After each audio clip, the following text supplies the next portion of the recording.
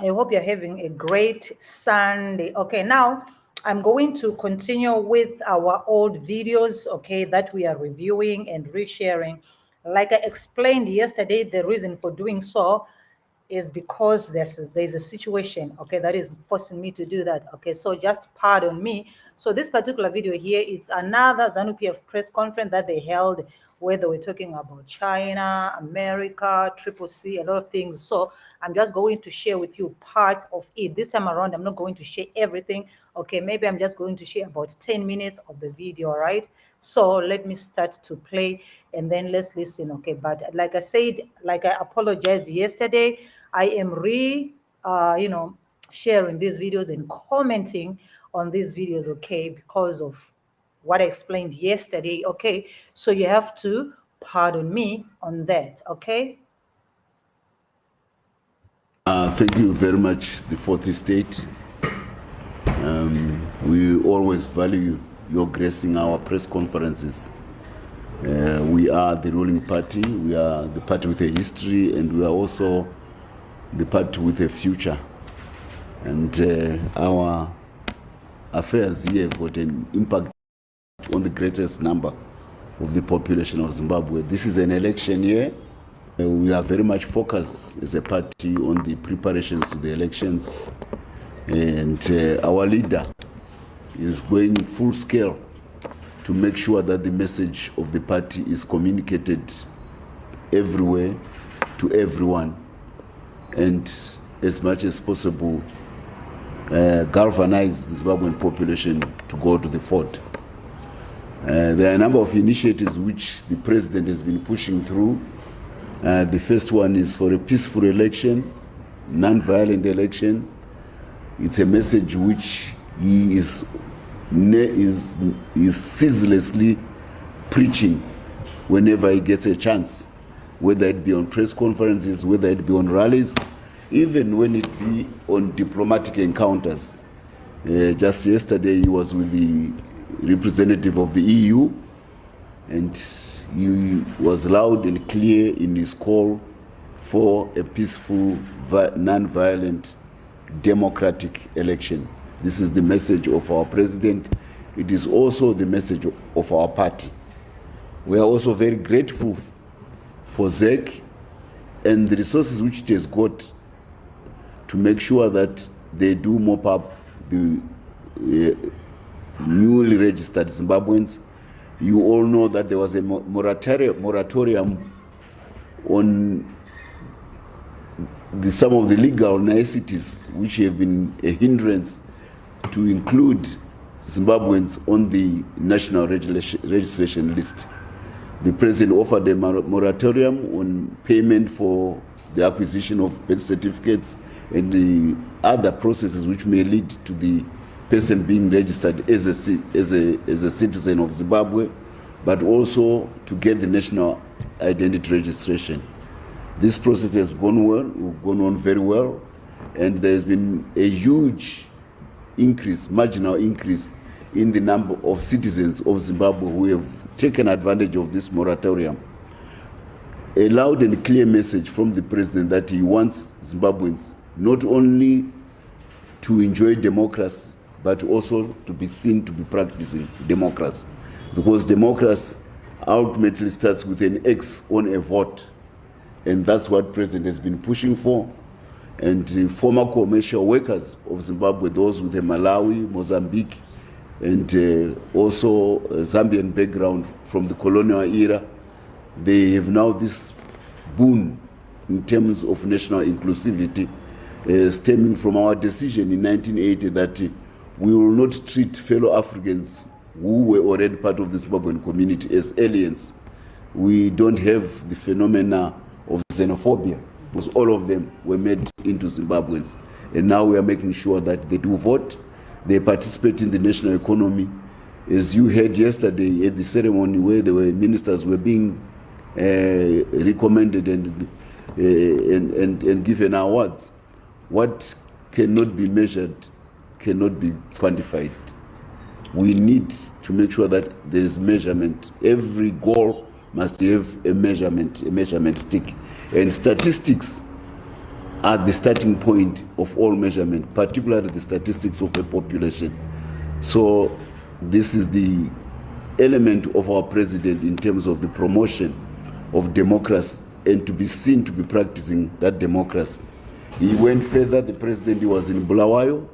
He is now a frequent visitor to the mother city, to Matabeleland provinces, where a lot of things are happening. You know, big projects are unfolding in Matabeleland, the big dams like Mchabes, but more than that, huge investments in the energy sector. As you all know, that Hwange is the energy, it is the energy box of Zimbabwe with its coal fields, high quality coal. So new power stations are about to be commissioned, Hwange 7 and 8. Old ones are being renovated, but there are also signs that very soon the private sector will take even more investment into Matabeleland North, into Hwange, on a bigger scale than had been experienced up to now. I'm told that one of the big chrome smelting companies, which is in Gweru and which is also in the health sector, he has moved to Hwange to build a big power station, thermal powered power station. We do not shy away from using coal as an energy. We are net unpolluters. COP27 should be more for those who are polluting than for those who have not started polluting. And energy for us is very important. We can buy our green energy once we are rich. We can't buy our green energy when we are a poor country. So America has got the luxury of buying green energy because they are now rich. Europe has got the luxury of buying green energy because they are now rich. Although Europe and America, they don't mind a war which then forces them to go into fossil fuels, like in Ukraine, which even causes more pollution. But we have not been a polluter historically. So, but we need to be modern. We need our people to be prosperous. So we will not shy away, as our president has indicated, from using coal to drive our industrialization strategy. Once we are rich, we can then afford to buy green energy and be part of the corporate green energy citizens of the world. But otherwise, for the moment being, our footprint is almost non-existent in terms of pollution. So those who may want us to join COP27, they may bring their carbon credits here. Then we say to them, we can compensate because they are the big polluters. So this is about the president and his development agenda. We are told that he is at a very advanced stage in fulfilling a promise which he made that urban dwellers shall be given title deeds so that they can claim their houses which they built and developed themselves. They can claim them as assets which are within the banking system. This is going to be a big bang, financial inclusive move by the president. And I don't want to say more about it. I don't want to take thunder out of it, but it's an excitement bonanza. It's a big gift to the urban electorate that title deeds are now about to be unfolded on a large scale to several towns and cities, so that urban people can feel that at last they own property in the urban areas, what they've always been dwelling on as their house, and it is not on the National Asset Register. Now it's going to be included. This is a promise which he made that he will deliver before the elections. We are told that we are on the verge of something very big.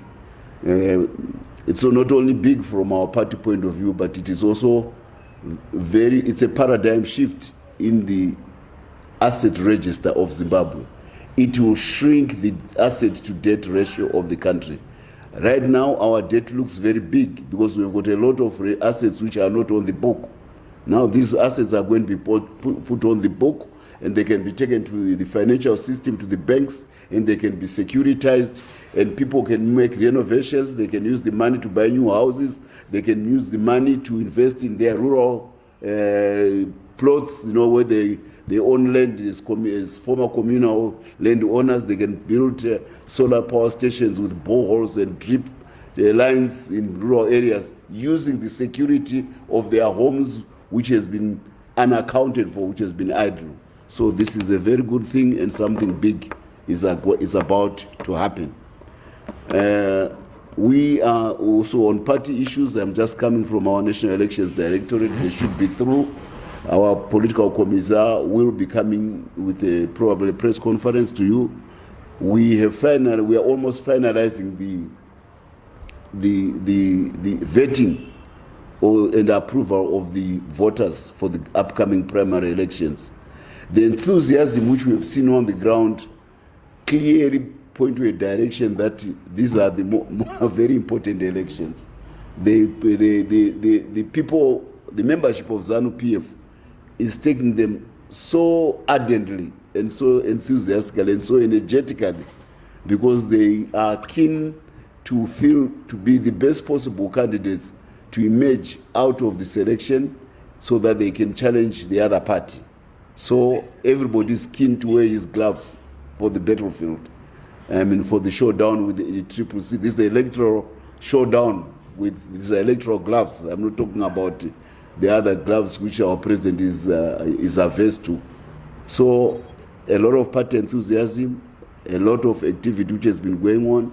It's interesting for those who are saying that there are secret cows. There are no secret cows. A lot of my colleagues who are Politburo members, they are actually in the field right now campaigning. They couldn't even come for the National Elections Directorate because they are busy trying to make sure that the person who gives them a political life, who is the voter, takes ascendance over meetings in Harare. So if you can see Politburo members of ZANU PF abandoning offices to go and campaign on the ground, it's an indication that democracy is alive and well in ZANU PF.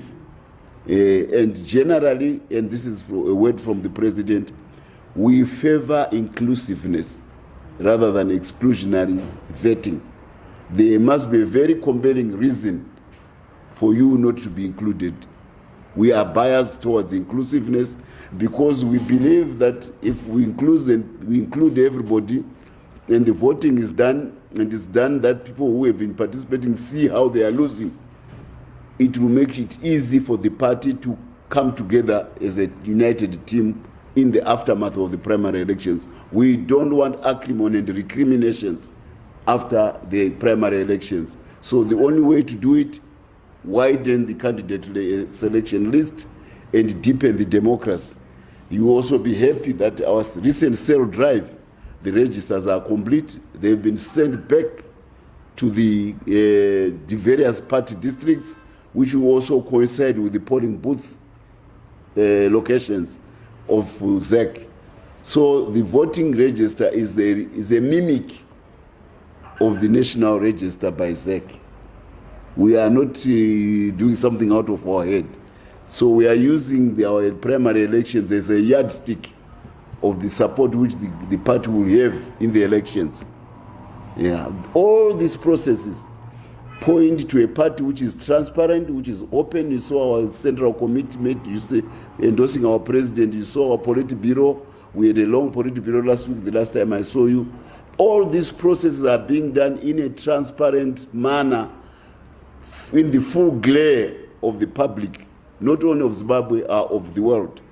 This is not some leader of CCC with his associates and some young people sitting in a secret society divining who should be candidates for their party and then foisting those candidates on the electorate of the country without any criteria which nobody has ever says as to how they were chosen.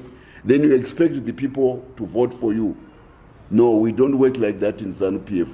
We are putting our work right in the full public glare of both the press, of the local community, of the voter, and of the international community. That is singularly lacking in the other party.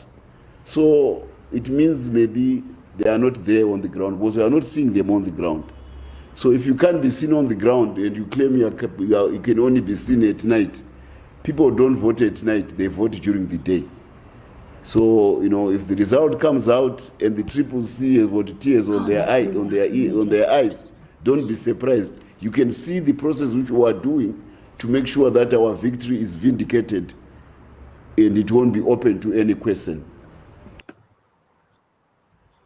Okay, so I'm going to end this video here. I think I got enough minutes. Okay, so I'm just going to end the video here. So like I said before, the reason for my playing these videos is because there's an issue on the channel, so I need to replay these videos. Okay, I need to be replaying these videos, and that is the reason why I'm going to be playing all of them, like especially the longer videos. I'm going to be playing them again. Okay, some of them. So that's the reason. So that is why I have put an apology here. Is just to make you understand what is going on. But of course, I will be sharing with you the current videos of what is happening currently. Okay, I'm also going to be sharing with you that, and also you might follow Ziki Media on Facebook, because we are having some interesting discussions, political discussions on Facebook. This is where we are, you know, these days. So okay. So you can follow us on Facebook, okay? And we can engage from there. Yeah, we can engage from.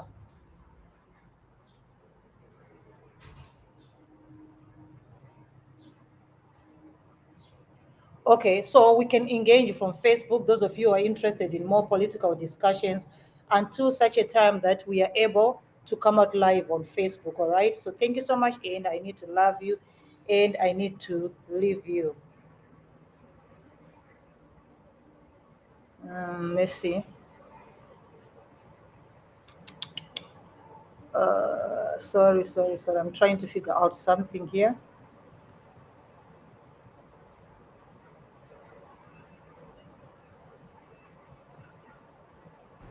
As voters, you know, when the American Constitution was made.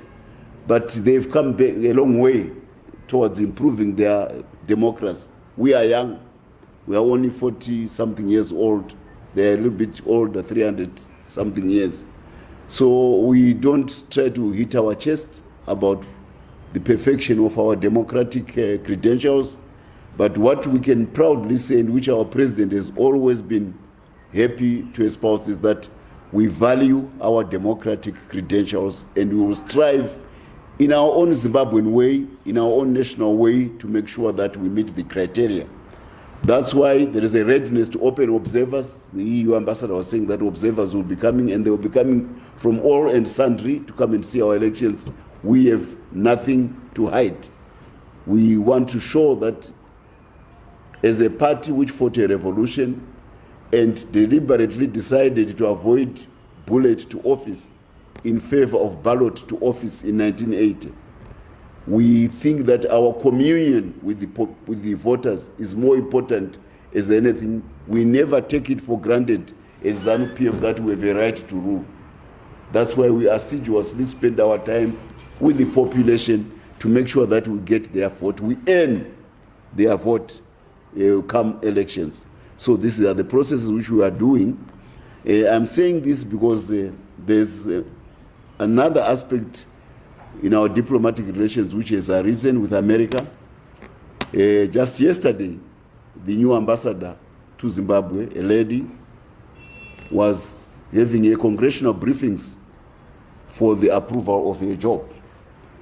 I am not going to, because this is information is in the public domain, but more important, she still has to come and give her credentials to the Minister of Foreign Affairs, and eventually to surrender them and then be taken to the president for credentials. We don't expect any hitches in that process because we value our relationship with America. But there is some issues, there are some matters which rose out of senatorial or congressional briefings in America, which we feel we need to answer immediately to put the record straight. Our president values investment from any quarter in the world, regardless of the color of money, regardless of the creed of money, regardless of the religion of money, regardless of the geographical location of where the money is coming from. Many countries are making progress now. Capital is growing and becoming flat, unlike in the 20th century when only Western Europe had excess capital. Now capital is found everywhere. If you find it in Paris, you can find it in Sao Paulo.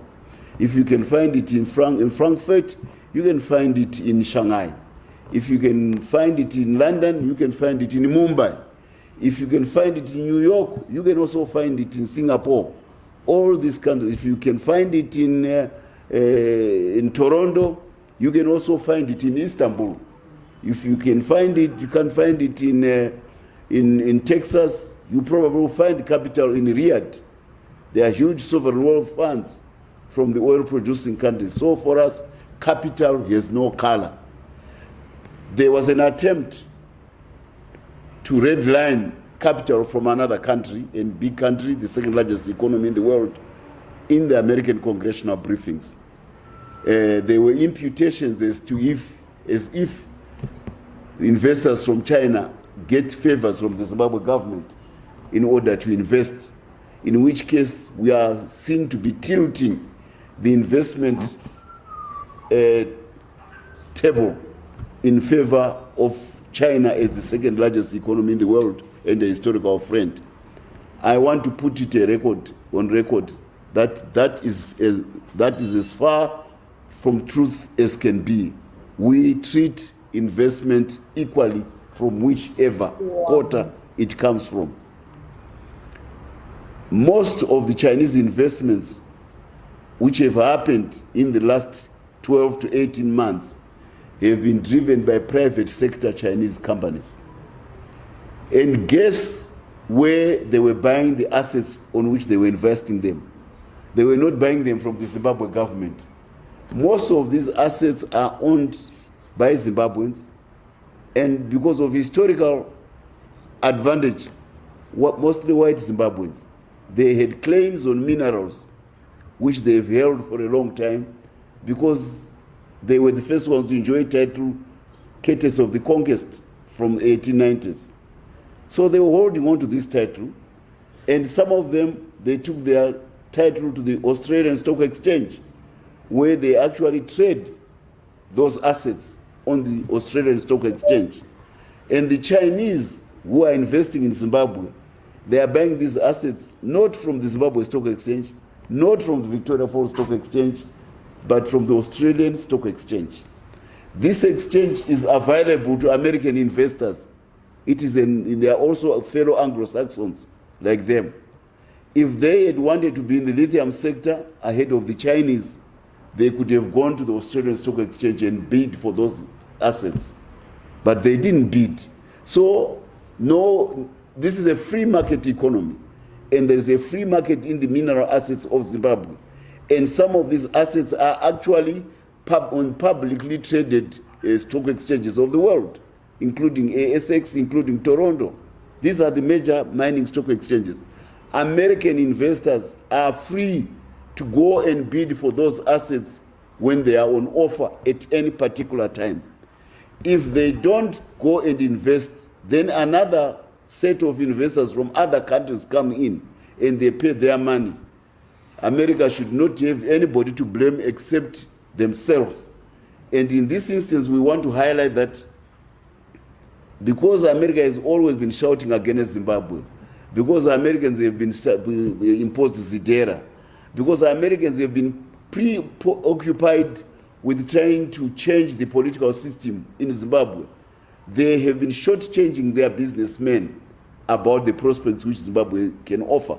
We are a mineral-rich country, where in 7 to 10 minerals we are one of the top in the whole world.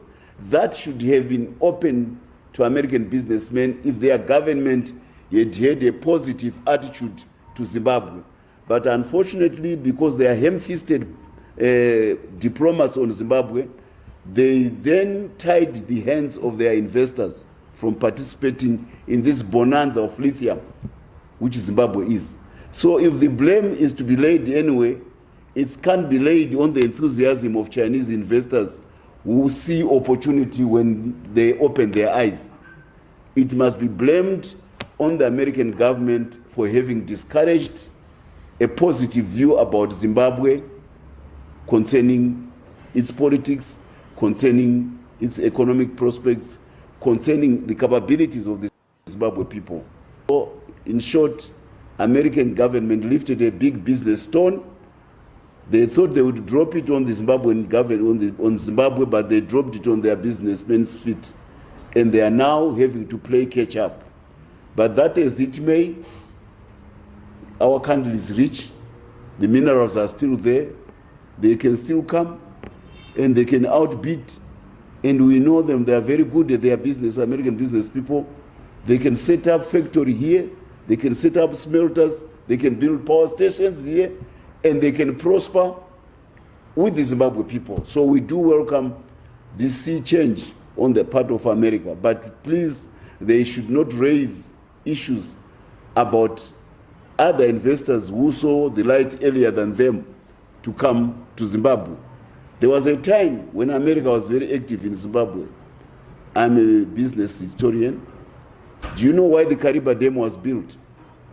It was built because America wanted to smelt ferrochrome in Gweru and Kwekwe. We had Union Carbide, a big American company, doing ferrochrome because America wanted ferrochrome for its steel industry because they were building the American Navy during their quarrel with the Soviet Union, the former Soviet Union. Okay, let's go. At that time, America had a head start. The Chinese were not even in the game in the 1950s, but America had a head start. Then America decided that they were no longer interested in Zimbabwe. All those ferrochrome plants closed down. Even our Cisco closed down. But now we see the Chinese come into the ferrochrome industry. Why? Because they have a big demand for steel at home because they are building their infrastructure. We can't deny Chinese people who want to set up shop here to build ferrochrome furnaces because America feels that the Chinese are bad people. No, we will not take part in judging one superpower against another second power, against West and East, against whoever. No, we will not take. Ours is to only make sure that Zimbabwe gets its share of the global capital, and wherever it comes from, we will accept that global capital because it will lead to the development of the country and it will deliver prosperity to Zimbabwe. So I want to say, as the ambassador packs her bags to come to Zimbabwe, she should come with an open mind. We are ready to give her the conditions under which investment has been going on to date. She will read them for themselves, and hopefully she will be convinced that there is no favoritism to anybody.